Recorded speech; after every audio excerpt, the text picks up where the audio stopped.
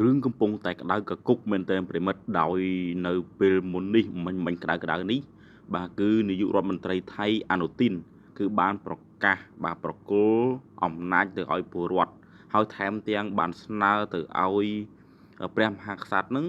បាទរំលាយសភានិងអំពាវនាវឲ្យមានការបោះឆ្នោតឡើងវិញបាទនៅពេលមុននេះ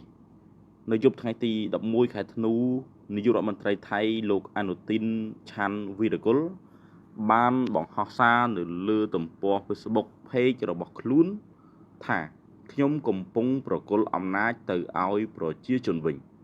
លោកអនុទីនបានបង្ហោះសារបែបនេះបន្ទាប់ពីលោកបានដាក់សំណើមួយនៅថ្ងៃទី11ខែធ្នូដើម្បីស្នើសុំការយល់ព្រម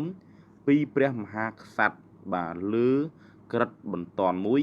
ដើម្បីរំលាយសភានិងអំពាវនាវឲ្យមានការបោះឆ្នោតឡើងវិញបងប្អូនហើយ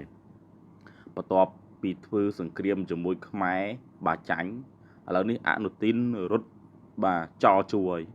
ដោយប្រកាសថានឹងបកគលអំណាចទៅឲ្យប្រជាពលរដ្ឋវិញបាទក្រោយពីអនុទីនបានធ្វើការឈ្លានពាននៅលើទឹកដីកម្ពុជាទាំងផ្លូវគោកទាំងផ្លូវទឹកហើយនិងផ្លូវអាកាសនៅទីបំផុតมันអាចយកឈ្នះវរៈកងទ័ពរបស់កម្ពុជាដ៏អង់អាចក្លាហានបាននោះទេដូច្នេះអនុទីនក៏បានរត់ចោលជូរហើយនៅពេលមុននេះក៏មានព័ត៌មានមកថាបាទអនុទីននឹងសុំពេល1ម៉ោងដើម្បីយកសាកសពបាទដើម្បីប្រមូលសាកសពគឺជាប្រមូលអ្នករបួសបាទខ្លួនចេញពីទឹកដីកម្ពុជាបាទមិនដែលអាណាធ្វើសង្គ្រាម